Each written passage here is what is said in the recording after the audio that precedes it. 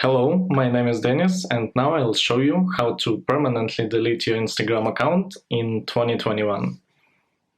So let's move to mobile application. I'll show you the process with Apple smartphone, but with Android one, the process will be the same. We enter the application, click on three lines in the right top corner, click Settings, after click Help Center.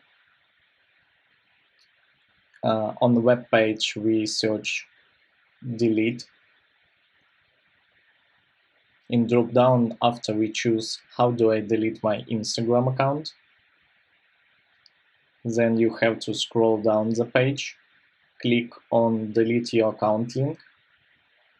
On this page, you just choose the reason, it can be anything, re-enter your password, and actually permanently delete your Instagram account. Be careful before doing that. I hope this video was helpful for you. Subscribe to the channel to get new tips and tricks faster. Take care. Bye.